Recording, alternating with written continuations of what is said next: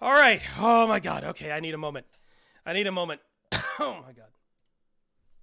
Welcome to the Postgame show, everyone. I need a moment.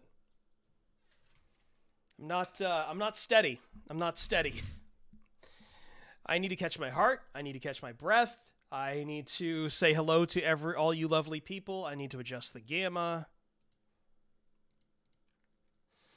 Welcome to the Postgame show. Deep breaths. Yes. I agree. Deep breaths in this one. Whew. What a game we had. What a game. Let me start the recorder for the post-game pod. Welcome to the Pride of Detroit post-game show.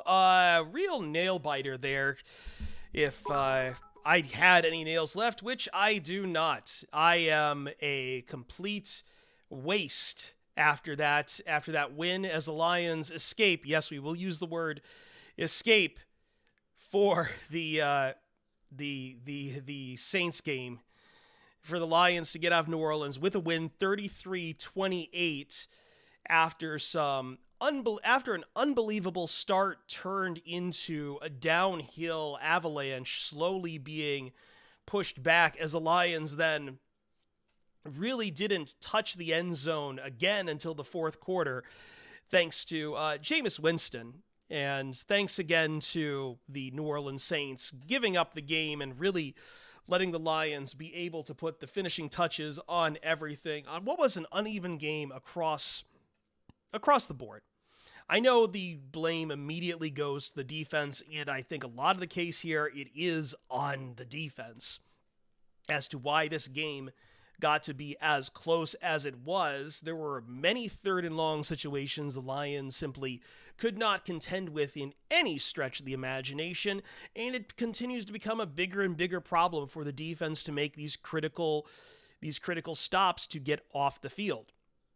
It's also not helping that the Lions offense has decided that third down is also simultaneously their kryptonite in many cases, and the run game, in which got them to such a good start, started to get planned against as the Saints completely stacked the box against the Detroit Lions, and ultimately is what forced the Lions into, I don't know how to say this, but many down and distance situations that they just weren't good at.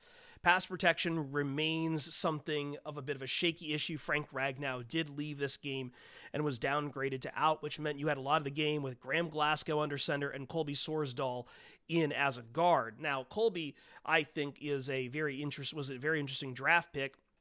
However, I think we can all agree that at this point, he's not ready to see the field, and it's not something I think the Lions intended him to really be in this position to be starting, but injuries to Vaitai and others have just forced him into this position.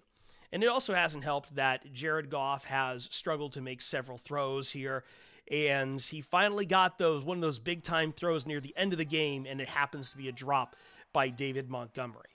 Across the board, a lot of struggles, but you do have at least some hope in that Sam Laporta returns as an unbelievable weapon in a very slow but still effective day for Amon-Ra St. Brown, who was covered very, very well by the New Orleans Saints throughout all of this. You also had Jameson Williams getting on the board there. It's going to count as a rushing touchdown for him, but again, we say this about Jameson Williams. That's the whole point of him, is to be that positionless weapon, and sure enough, he gives you the touchdown early in the game as a end around, and he remains very, very, very, very fast. That said, I don't know how I feel about the Lions after this kind of a game. It is a road game, so it is always going to be tough no matter what. And I know a lot of Lions fans traveled to the Superdome, and they are probably responsible for trying to make this as much as they can into a home field game for the Detroit Lions. However, the middle of that game just sits in my head and just really starts to turns the gears and really struggles to figure out what exactly went wrong there. You let the New Orleans Saints start to get very comfortable. A lot of the pressure that was applied to Derek Carr started to really vanish. And ultimately, at the end of the day, only 2 sacks as the pass rush problems become worse. That said, at this point, looking at this defense, I know every game is a measure on the career of Aaron Glenn, but ultimately, I don't know who you can trust as far as individual players on this defense outside of maybe Brian Branch to make those big plays you need to. And there was some messy stuff, especially trying to stop Alvin Kamara, especially trying to stop Chris Olave. I don't even consider the linebackers really someone I really trust in this. I think they played better, but we've also seen a lot of missed tackles from them. And Alvin Kamara ultimately just himself about over 109 yards from scrimmage, 119 for Chris Olave, as those two were the ones doing most of the damage against the Detroit Lions. And then there was a Jimmy Graham touchdown from yesteryear's past. Man, remember Jimmy Graham? Remember when he was the face of the tight end position? Remember when he was so electric? The Nike commercials, everything. I miss those days.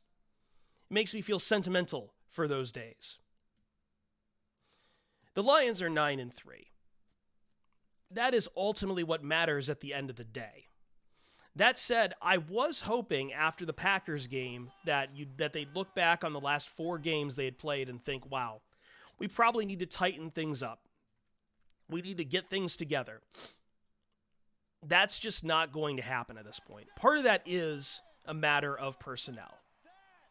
I don't know what coordinator can really make guys like Jerry Jacobs and Kirby Joseph into better selves than they are right now. It is late in the season, and the defensive backs for the Detroit Lions are severely depleted. Oh, man. Sorry. My nose is giving me some troubles. Let me drop a marker real quick. While I'm in the middle of this rant for the podcast, how is everyone?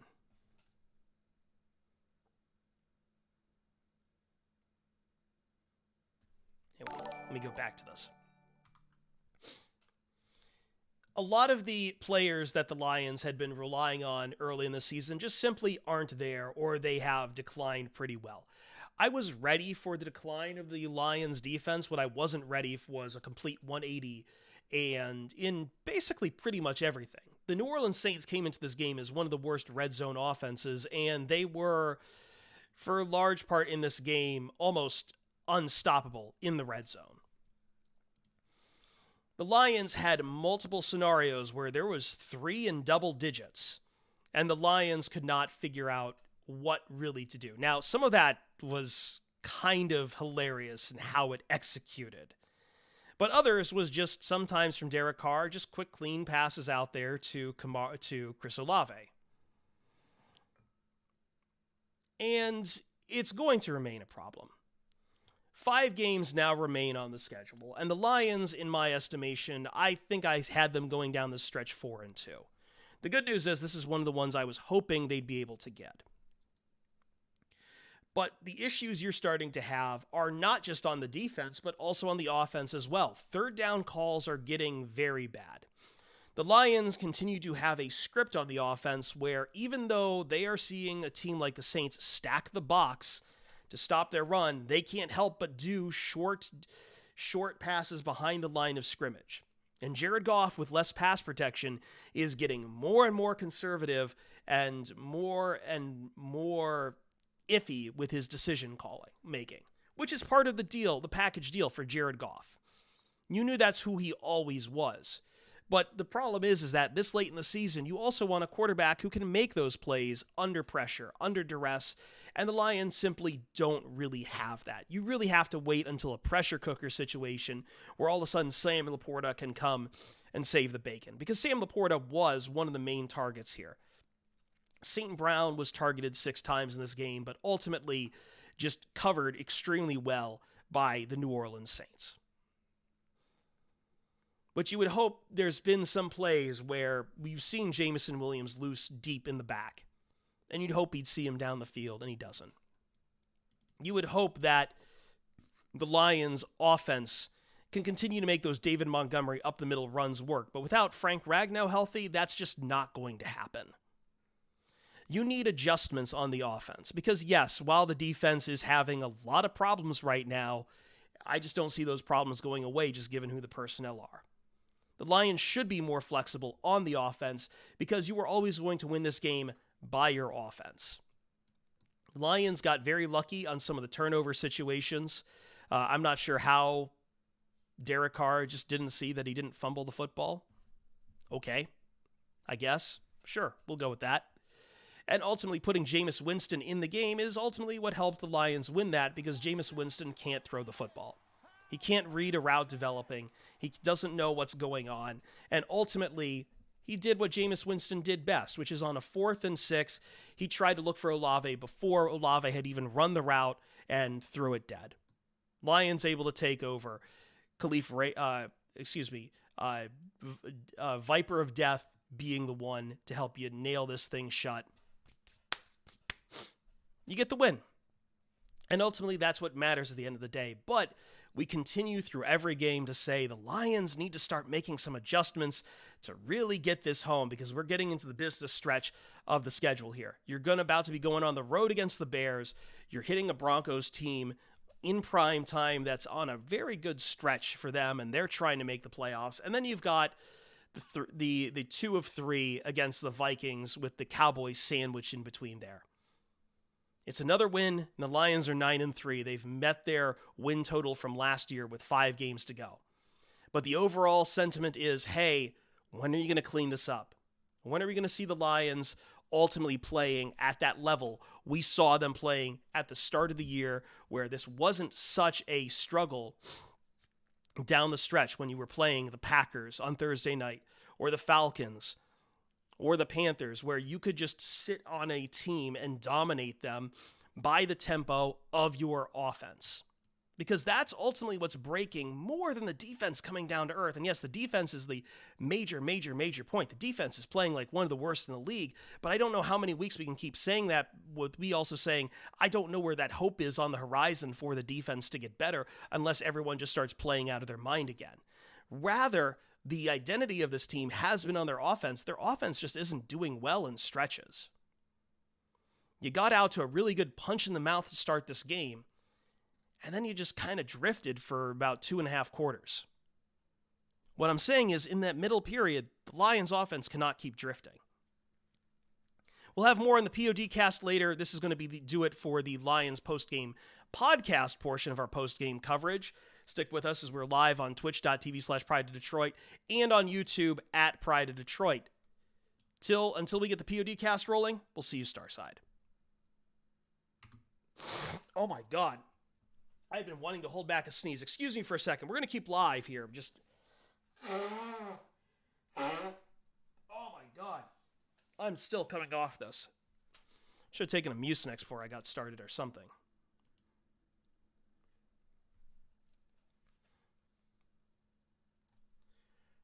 Jack Campbell held his own today. He did do better, I thought. He did do better, I believe, on his play. Thanks, Eli. Yeah, I am doing a little bit better. I'm not sure why I got this weekend off from work, but I will take it. I'm starting to get hot though, so I'm gonna just drop this part.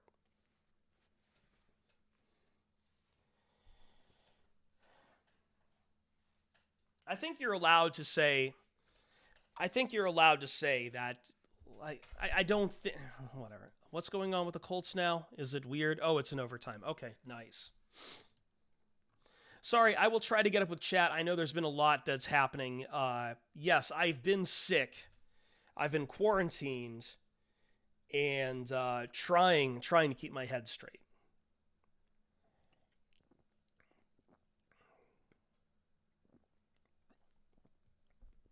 Oh, okay. Okay, I'm back. We are back. Everyone's going nuts about this Colts game. I don't have it up.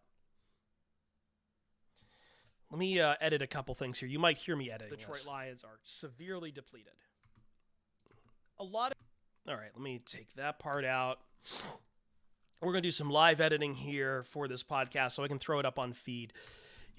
One good thing about me being in quarantine means I can be home and I can make the post games work. So I'm just going to edit this real quick, throw this in here. I want to know how you guys are feeling. I know a lot of you are feeling very raw after this, and people are still complaining about it so much. But I do want to stop and say, hey, the Lions are 9-3, and that's cool. I just want to. I think the Lions at this point are a vibe-based team. I don't know what else to say about them. They have really defied classification at this point. They are vibe-based, and man, sometimes the vibes are good, sometimes the vibes are real bad. Wait, is this not saved in that format? Oh God, I gotta change the bitrate. We still covered in our 9-3. That's right. Good teams win, great teams cover. That's right, Kuzno.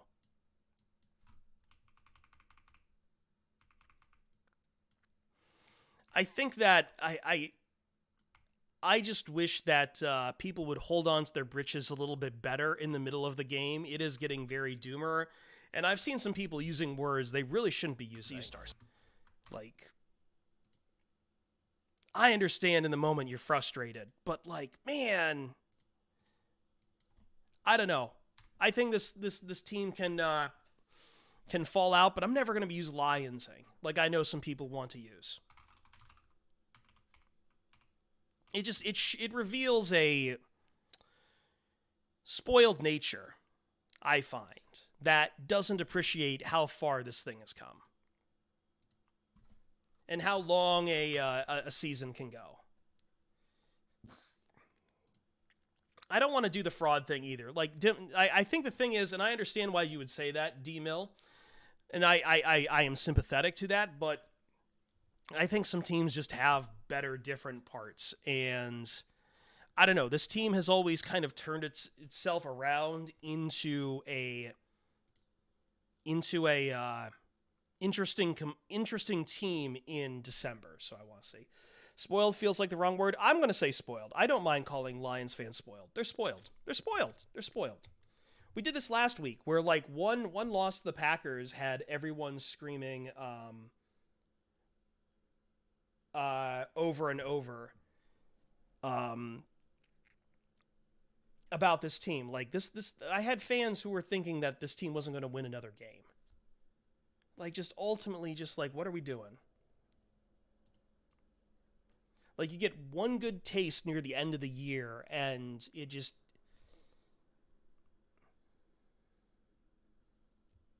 I am going to use spoiled. Some Lions fans, you don't have balls for this. You don't have balls to ride along for it. And every answer seems to be fire this guy, fire that guy, fire this, fire the other thing. I think it is more than one thing when the Lions lose, and I think it's more than one thing when the Lions look bad. But saying that apparently makes me an idiot. So yeah, I'm going to call you spoiled sometimes. Because as bad as Aaron Glenn's system may be sometimes, I don't know what he's supposed to do with Jerry Jacobs. He is garbage, but what's he supposed to do with Jerry Jacobs? What's he supposed to do with some of these DBs he has? Because they are losing themselves out there. He's not the one making them miss all these things. Jerry Jacobs is the one himself going and getting lost in the backfield. I can't help you there.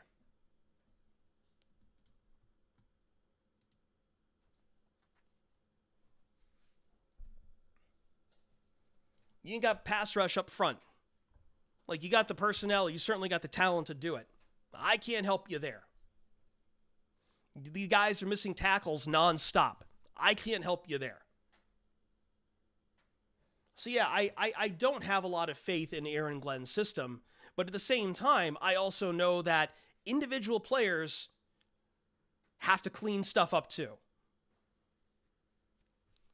The only thing I say is that I refuse to treat looking at the coordinator position as a magic bullet. There are fans who treat it like a magic bullet to fix. That all you got to do is just fire this one guy. One cheap and easy trick. Unreal. That's what fans think. Can you say AG should be moved on from this offseason? I think that is a question for the offseason.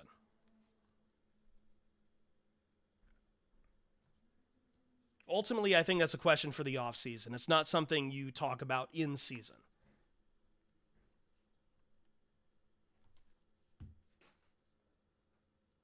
See, that Vikrans, thank you for joining chat and letting us all know what a doomer looks like. Because that's exactly it. That you all just want to bleat fraud just because it'll make you feel better. You all want to bleat fraud. Like, you don't even know who you'd be playing in the first round. You don't even know what the matchup is. And you haven't even gotten to the Vikings or through the rest of the season. But you just want to say that it's over and it's a first round exit. Who cares? Like, that's the kind of sentiment I'm talking about. Someone who is completely fucking unreasonable. Just unreasonable at everything. Unreasonable with any kind of expectation, any kind of breakdown on this team, any kind of discussion of the team, ultimately because it's doom. It doesn't matter. You're a nihilist. And it's exhausting dealing with Lions fans who are nihilists. They just don't, you're unreasonable to listen to.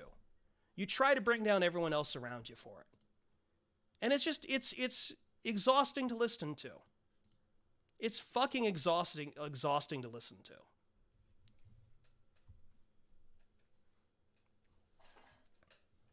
I'm going to bring up the record again. 9-3. I have concerns about this team. I don't think any Lions fan doesn't. It is a heart attack watching this team. But to sit around and declare that it's over, just go watch something else then, man. You don't have the balls to watch the Lions. You don't. You don't have the fucking balls to watch this team. You want something very easy handed to you. Go watch college. College is easy. The NFL is for adults. I know most Lions fans, you only watch the Lions, but this is how the NFL goes at the highest level. So strap up. Big balls.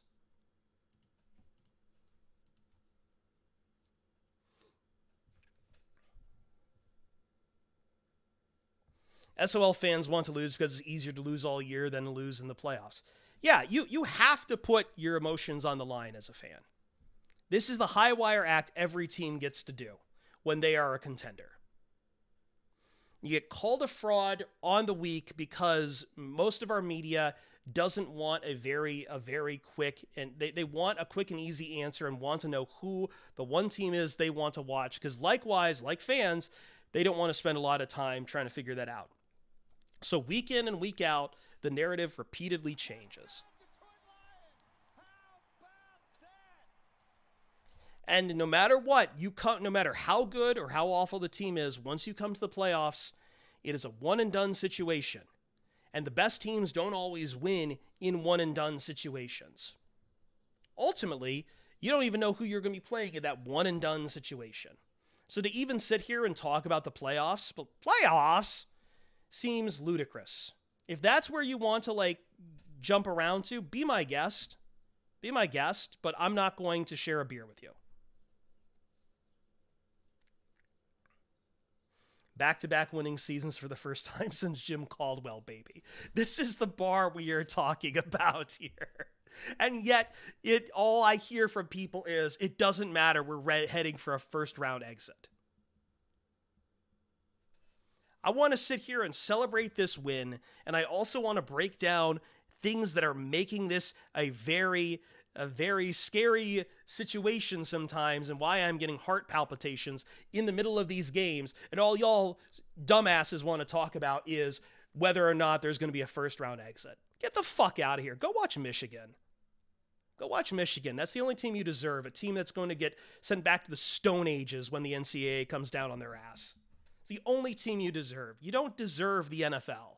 This is what happens in the NFL. Wake the fuck up.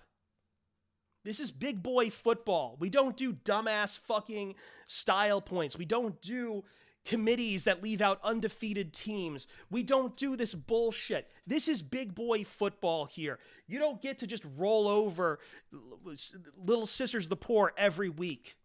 You have to play real fucking teams. This is the NFL. This is the fucking NFL.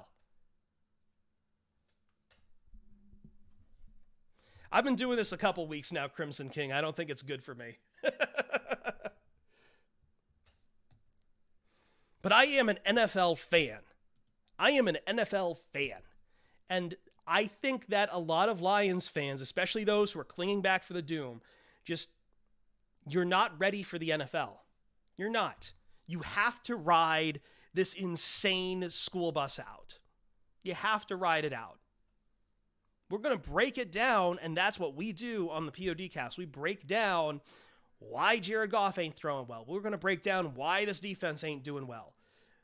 But we're not going to be able to give you one-and-done magic bullet situations like, oh yeah, the defense will be top 10 again if you fire Aaron Glenn. That's baby stuff. Don't be a baby. I'm moving Red Bull cans out of the way. I really am not joking about this heart palpitation shit. Oh, Jeremy will reel it in. Jeremy will reel it in. This is also me getting back to my baseline level after just dealing with everyone in the Discord.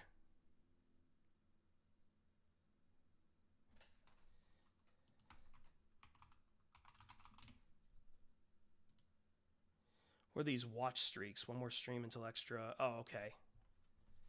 Yeah, Morgan Blunt. It is time to cool down. It is an escape from New Orleans. Let me try to get some sound from Dan Campbell. We will listen to the coach in his post-game presser. I do need to find the Lions one. Set this up. Mute tab for a second until I get it set up.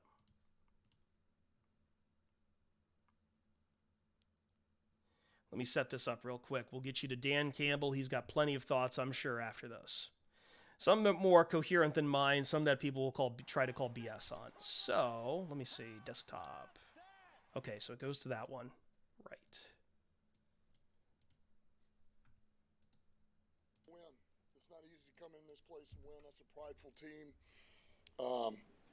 And they came out and fought. And I love the way we came out early in this game. And, and then they made some adjustments. Then we had to make some adjustments. And I was proud of our defense getting 2 takeaways. I thought Sam Laporta, man, was huge today for us.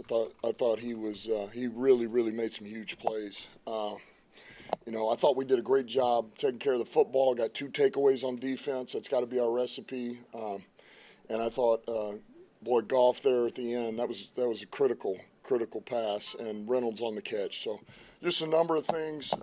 Not easy. It's not easy to win.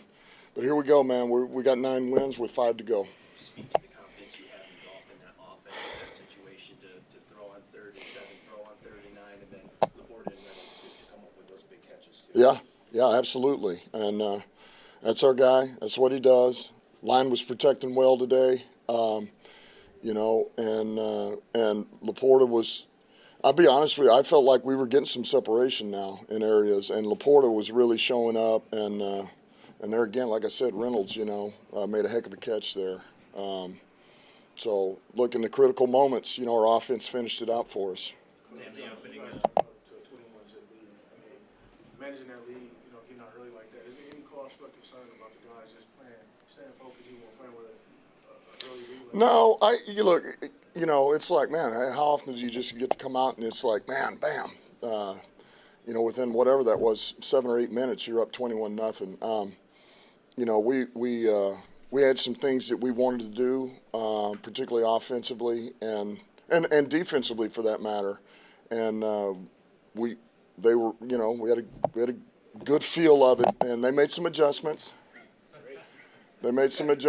And which we thought they would, and so. Then it comes down to just, it's one player here, one player there, we're an inch away from breaking another one. So it's just, man, it was a chess game going on, Look, Diegue's, he's a good defensive coach now, and those guys played hard. It's a prideful team. So, look, it wasn't ideal. You don't always want it to be that way, but my God, man, to be able to hang in there and, they're able to come back, and we just answer back, and then we're able to close it out. I mean, it's a hell of a win now. I'm not going to take that away from us. You came out with 4 straight. I'll come back to you, You Emma. came out with 4 straight runs, 6 of the first 7 plays on the ground. How intentional was that to kind of reestablish the offensive line after maybe a letdown for most of them last It's week? very intentional. It's very intentional. We were our offensive line was going to set the tone for the day, was the plan, and they did that. They did that, and we were able to hang in there and just, man, we competed. We competed. That's what it's all about.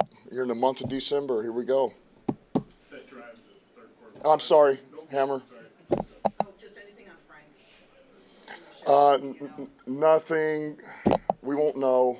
Won't know till tomorrow. I mean, it at first coming off, it sounded like one thing, and then after the fact, it sounded like something maybe a little bit different. So one's was not as good. One sounds more positive. So I won't know till tomorrow. Which one was more positive? Which one was more the later one, but I don't really, I won't know till tomorrow, honestly, till we are able to do a scan. Yeah, you won 6 straight games after coming off a loss. Talk a lot about resilience. Do you think that's the hallmark of this team, and how important is it for you to be able to respond to when you take a loss? Yeah, I think it's very important. I think that's what this league's all about. I think the teams that are able to respond after you lose a tough one. To me, it's not easy to gain confidence in losses, but I think you have to be able to do that because you understand your own errors, you understand what you have to clean up, and then you don't want to lose that way again, or like that again, or from that again. And so, look, we bounced back. I'm not surprised knowing the guys that we have, the coaches that are in that locker room, the players that we have. I'm not surprised, man. And I would tell you that's some of the best practices we've had all year was what we had the last 3 days. I mean, it was competitive, it was intense, it was fiery. And look, we can't always do that. There's going to be times where we're going to need to, it's going to have to be a walkthrough. We got to start doing things a certain way, but it was good to see them come back and be ready for this game. I'm sure you guys watched the tape, but what did you think of Bruce? Looks like he gave you a couple plays there at the sack early. I know the penalty late, but some good rushes. Did he feel like he gave you something? Yeah, he felt like he was able to pressure the quarterback. He was able to get an edge a couple of times, and certainly there's something there. I mean, certainly there's something there. He's got something, and like I say, he's been working and he's gotten in better shape over the last 3 weeks, and so I'm anxious to watch the whole thing. I saw from afar kind of what you guys saw, but I wasn't just honed in on him every play either. So we'll see, but it's encouraging. I know that. So this win is more about the team than anything, but for you to come back here and get a win just after all the time you spent here, what does it mean on a personal level? Yeah, look, it is special for all of us. All right, just to get the 9.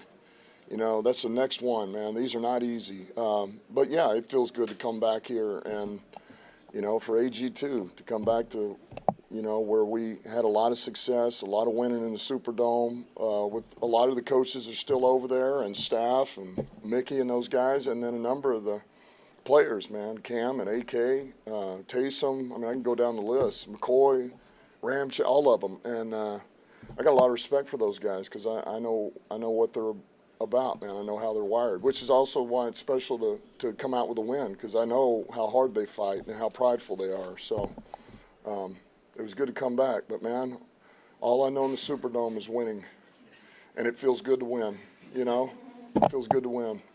Another guy who You guys have been creative with the way you use Jamison Williams to the game. Just take me through that play, just his speed and kind of using him in different ways, not just a receiver as well. Yeah, it was. Well, look, obviously, great call by Ben. Something that's been in the laboratory cooking for a while, and so it felt like it was the right time to call it up. And listen, he executed it great, man. The thing was well blocked. Did a great job keeping his eyes on it, and the rest was up to him. I mean, he's just pure gasoline around the edge. It's a heck of a play. So, yeah, I mean, look, we're like anybody else. We want to find other creative ways to continue to use him. And like I said before, he just continues to grow. He just gets a little bit better every day, and he's working. And It's good, man. It's good. We're in a good place right now. Do you remember what you said to Ben on the 3rd and 9? Do I remember what I said to Ben? Why, do you have something that I said? No. I thought you were about to call me on it. I'm just curious if it was just one of those moments where you're like, Ben, let's go win it with the offense. Or Yeah, I mean, we something. talked about it. It was, you know, you can go one or two ways, right? And we went let's go get this first down. You know, that's about it. There was no movie theme here, or, you know, in the smoke. No, yeah, I wanted to go get it, and let's finish the game. You knew you had to replace Alex. That was going to be a tough challenge this week. We talked about Derek and Jack, but Jalen had a really big role. He had not played much at all this season. Just what did you see in him that led you to put faith in him this week, and how he responded to that faith? I have a ton of faith in Germ. Everybody does. You know, AG, Shep, myself. It's one of the reasons that, man, I wanted him back with us if we could make that happen. Because he's a core player, he's our captain, he's a productive player, he's smart, he's a team guy, and he's versatile, and he can play defense. And nobody even batted an eye. It was one of the things, hey, man, we're going to lose Alex this week. Well, let's get Germ in on 3rd down and let him cover AK a little bit and do some things for us. And he's a football player, and he's crafty, and we watch him every day in practice, in games. We watch him in one-on-ones, in coverage and rush, and he's a ball guy. He finds a way to get a ball out. And so that was easy for us to do. We have a ton of faith in him. The turnovers, or the takeaways, I'm sorry, such a big emphasis for you. You guys got the 2. I don't know, how important was it in general? And then B, you know, some of those, they came because of good mistakes. I think that's probably the way turnovers happen a lot in the NFL. So does it matter? I mean, you still, that's a product of your defense, or how do you sort of view it? Yeah, it's highly important. I mean, it's you know, this was one of the areas that we needed to focus on, taking care of the football. First and foremost, let's take care of it. And we did that. Goff did a great job. I thought our receivers, our backs, man, we were secure with the football. And then, man, we were opportunistic, you know. I know the second one they snapped, but that first one, hey, ricochet, and BB comes up with it. Those things happen. And the more you do, the more it becomes contagious. And you start getting a couple more. And but absolutely, that was vital. That was vital to us winning, you know. And we have to be able to do that. And we have to be able to do it. That's got to be our recipe. You got to make teams earn it. You got to get takeaways. Thanks, guys. Locker room's open. All right. All right. Let's bring it back. Light outside my window is getting worse as the sun is getting just lower in the sky. We'll take questions here as we continue the post-game podcast. I do know that from what we were talking about, we're going to try to start probably late into the Eagles 49ers game for PODcast tonight. The idea being that we want to be able to hit both of our segments on the Lions, and then hopefully we'd have an end result from Eagles 49ers that we can then go off of when talking about the NFC picture.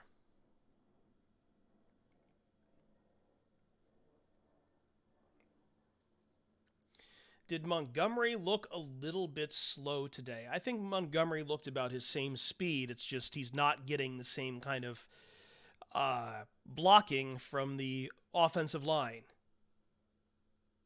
And that pretty much tracks when the offensive line has basically been decimated to what it is. It's just, it's unfortunate, but like at this point, the Lions just don't have the depth in their growth to really keep going at the top level where they are with the personnel that they have.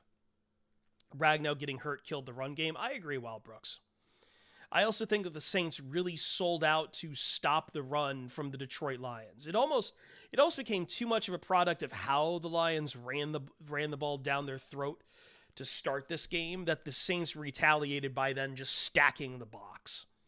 They knew the Lions wanted to run the ball, and they just started selling out to stop the run. Even on the passing routes that go behind the line of scrimmage, they were always they knew that they couldn't let the Lions beat them in short yardage and run game. And they did that. They did that. They made the Lions have to rely on Jared Goff's arm and have to sit back and deal with pressure coming at him. Because they knew that Jared Goff was going to just make mistakes.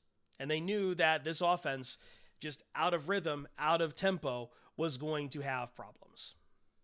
Jonathan Nickel, we're seeing real year-to-year progression. 3 years ago, we had a bottom-of-the-league roster. We're in this bleep for the long haul. I think when people measure up the Lions this year, I think what has ultimately driven a lot of my rants against certain Lions fans is this measure of impatience. The Lions are performing really well this year, but I think to most people who watch the league, it's clear that the Lions inhabit a tier that is down below the Ravens, the 49ers, and the Eagles. Those are your Super Bowl contender teams. Those teams all look great, fantastic. They should be a favorite in every game here in the playoffs. That's just how they look. They look complete on both sides of the ball. The Lions have a lot of good things going for them, but they are ultimately an incomplete team. They have very strong strengths when those strengths are working, and they have very glaring defenses unless they get on a hot streak to really nullify those weaknesses. They are a team with clear strengths and flaws. That means that they should probably make the playoffs, and their ceiling is probably a playoff win. Maybe 2, if you're lucky. I don't think that just because you are in the second tier means that the Lions are not worth watching. That they're not worth, that who cares, it doesn't matter, season's over. Why? Because you might end up losing in the first round. You should refuse to do that, because that's not how NFL football works. If you approach that as a fan, you are set up to have a bad time all the time watching the NFL. Nothing is granted. Nothing is given. Get used to it. This is the first time the Lions have had these kind of seasons in a long while. This is now back-to-back winning seasons for the first time since 1995. All right? You want to keep doing this? You want to keep just finding doom in this?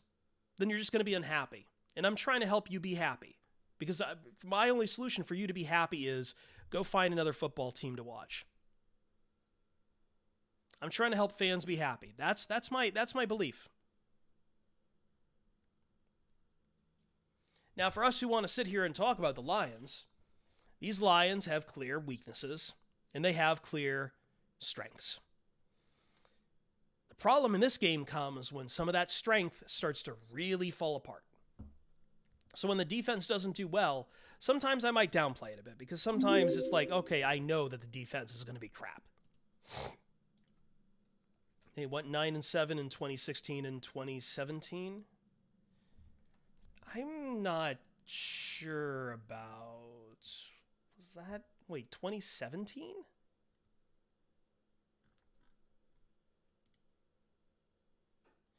Well, hey, listen. If that's right, then Jeremy's wrong. So I can yell at Jeremy.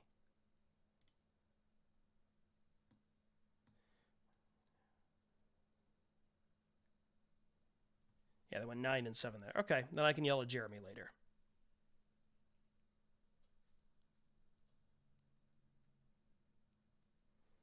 Unless I just read it. Lions now guaranteed.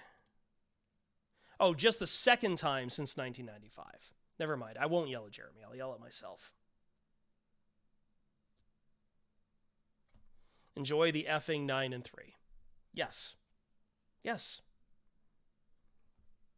We can break down what these all mean. But ultimately, you go game to game. If the Lions have the same problems against the Bears, we'll keep talking about those problems. But ultimately, you can't fix anything. There is not going to be some miracle fan press that is going to get a coordinator or a coach fired. And that coordinator or coach getting fired is not going to be a magic bullet that helps you win a game. It's just not. It's not. That's not how the NFL works. I know you guys got really geared up because the last couple of years, the story of the Lions have been, hey, let's fire Anthony Lynn, and then let's fire Aubrey Pleasant. And then you saw some turnarounds from that. That's cool. That's not the point where this team is at. This team is not a let's fire a defensive coordinator, turn away from a good defense. You won't find anyone in the building who's going to improve upon it. Because at some point, you have to understand it's a matter of the talent as well on the defense. A defense that has lost several of its starting DBs from the start of this year. A defense that is now dealing with nagging injuries to Aleem McNeil.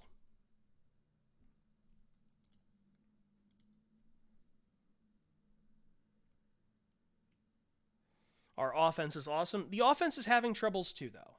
And that's ultimately where it comes down to, I think, in all of this. Because, yeah, you do kind of need the offense to play really, really well.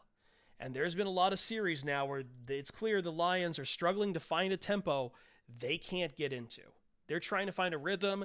They have no way of just getting going. And I don't know what that issue, I don't know what that resolution is. Because it seems like ultimately the answer every time seems to be to zero in on either Sam Laporta or Amon-Ra St. Brown and hope the security blanket is enough to resolve the day. And usually it is. But I get the sense the Lions offense wants to be more than that. And they're getting stopped. They're getting stopped before their tempo can really get going. And everyone understands the Lions are a tempo offense. That if they start to steamroll over you, then it's game over. If they start to just get you for 5 yards, 4 yards, 6 yards, 3 yards, 4 yards, 5 yards, you're done. And they've stopped you on that. They've stopped you on that by destroying your early down reads, by forcing you into down and distance.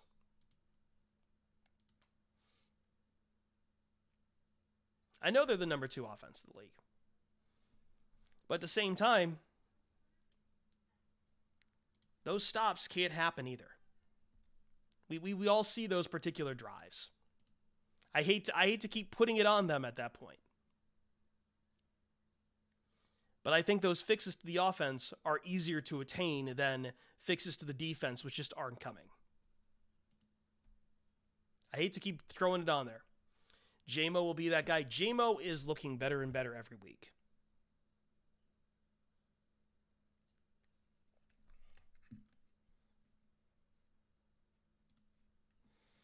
And I think Jameson Williams is that kind of X factor that just is very, very fun to watch.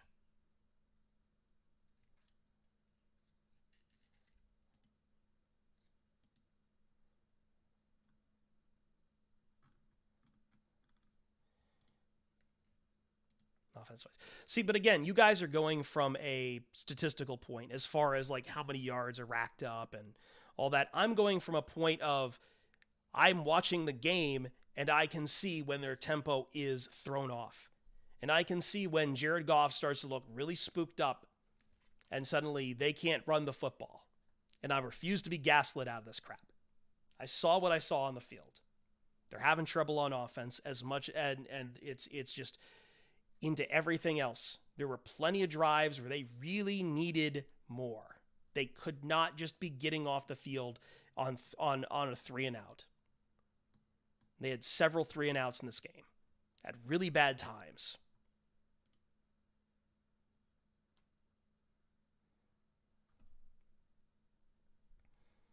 Let's see what they had here. 1, 2, 3, 4. You had 4 3 and outs in this game. And you had another punt after 4 plays. It doesn't matter what your other drives are. They're buoying those other poor drives. What you need is consistency what you need is more consistency across that. I know you can't score on every drive, Comeback Trapper. I would, however, like to see the Lions at least get better yardage and thus set up for better positions for their defense to work with. My point is that it's too hot, cold, way too much.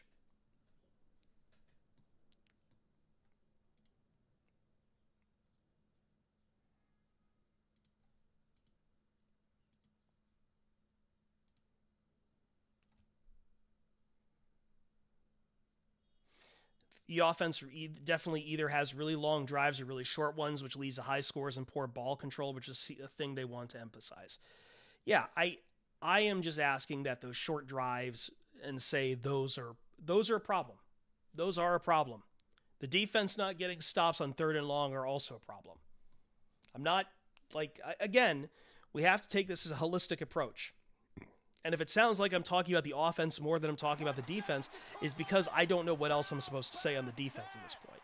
Because I've been watching this team and talking about this team and doing podcasts on this team now for 12 games. And I feel like I'm running out of things to say about the defense that I haven't already said about the defense. And so at some point, I don't want to just be the guy saying the same thing every week. There are new problems to the Lions that aren't just on the defense.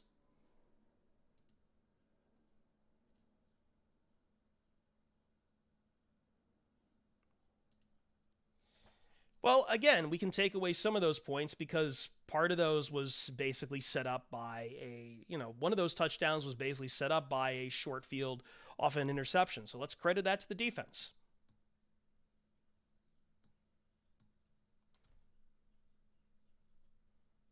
Like, you have to play all phases of the game here.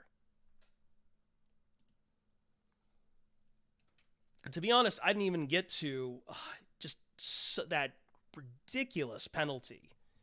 And I know why it's a penalty. You can't make that play, but at the same time, I don't know how you avoid that penalty that Bruce Irvin took. We could have been talking about a much different game in multiple ways, because I think Derek Carr would have stayed in the game at that point if he hadn't, gotten hit like that.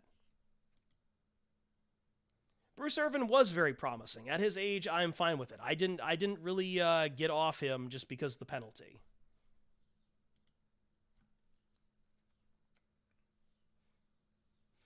Yeah, I'm. The thing is I'm not going to call it a bad call. But that call is the right call by the law of the game. But it's also asking for impossible things to not make it a penalty. Yes, I agree. It was a penalty according to the rules. There's a lot of people I saw trying to say it was a BS call. No, it was the right call by how that rule is written.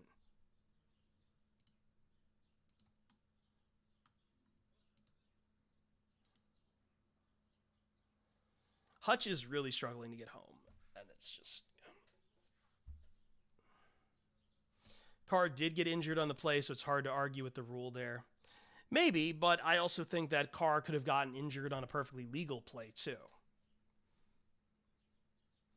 I'm not sure that particular way that you hit a player like that way is conducive to more injuries.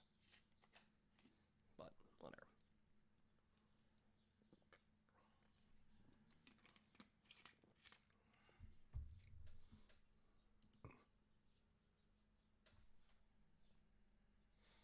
Hutch is relying too much on the back to inside spin. It makes him predictable. A little bit.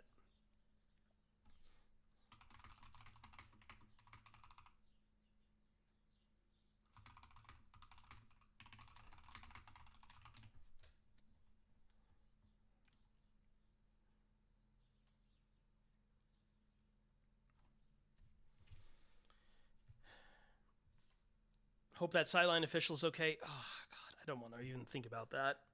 I saw that live. I saw him clutch his leg out of the corner of my eye in that picture. I'm like, nope, I don't want to deal with that. No, sir. No, sir. I did see the leg. No, sir. No, sir.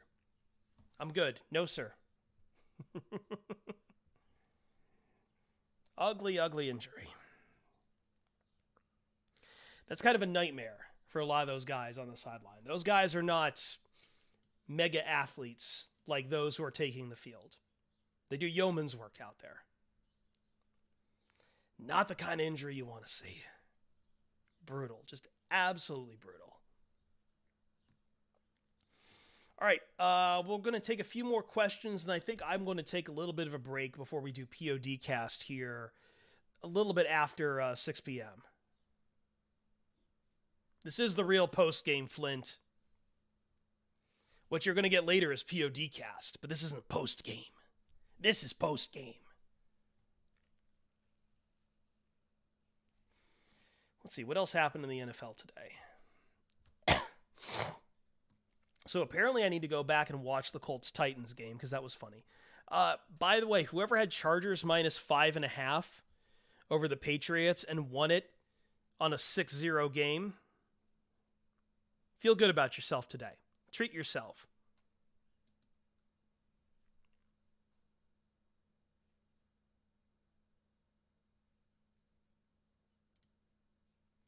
Flint, I do have mod powers on here, so I could mute you.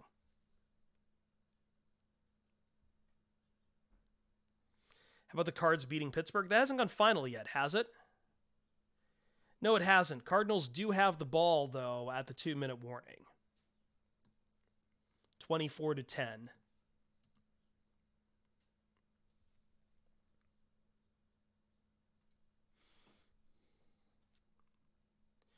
New York Hawkeyes lost to Falcons. I did see that. I was really hoping that game would stay at a safety as its only score, but unfortunately not. Dolphins, once again, Dolphins are in that tier with the Lions. The Dolphins just beat up on the bad teams with their really stellar offense, but then really struggle against literally every team that has a pulse.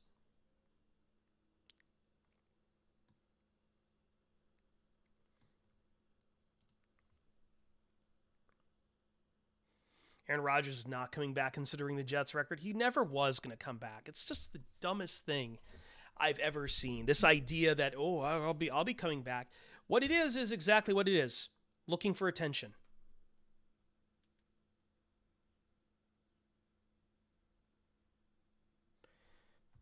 Looking for attention. That's all it was at the end of the day. It was very clear what it was. The man can't help himself. It was nice to see all Honolulu Blue in the crowd. Could hear the Let's Go Lions chants all game. Yeah, I did see a lot of people down there for it. Very easy to make a bit of a go at New Orleans.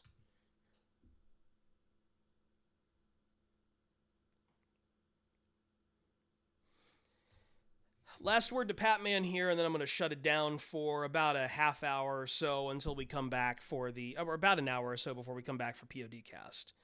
I still feel good. This is an up-and-coming team, not an established dynasty. 9 wins is effing awesome. Of course, there are still problems. They usually find a way to win. That's ultimately what it comes down to. You would hope they're able to establish dominance. And I think because they established dominance so clearly in some of these games early on, that people are panicking a bit. I think you kind of got spoiled off of Falcons, Packers, Panthers, Bucks.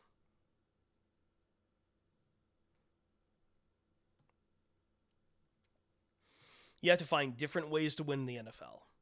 You just hope that once you come up to the Vikings, you can start to establish dominance again.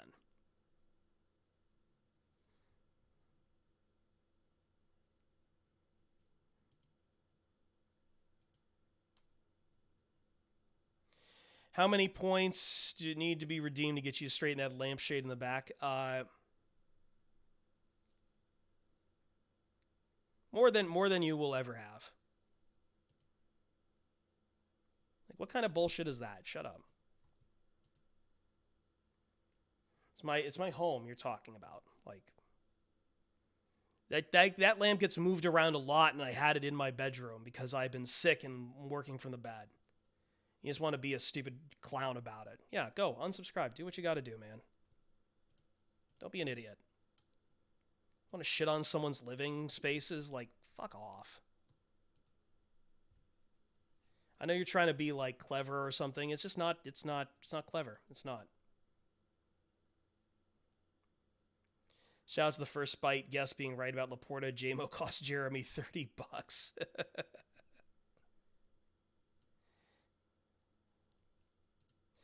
All right, we're going to get out of here.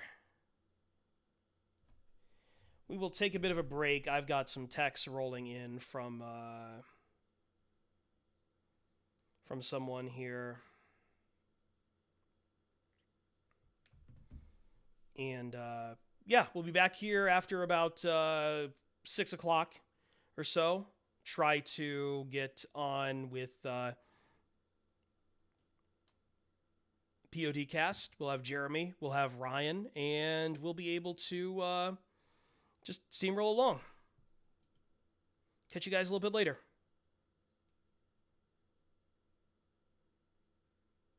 I am cranky. I'm always cranky. It's not even a matter of sick. It's just dealing with Lions fans who just want to be miserable. That's what makes me cranky. See you guys in a little bit.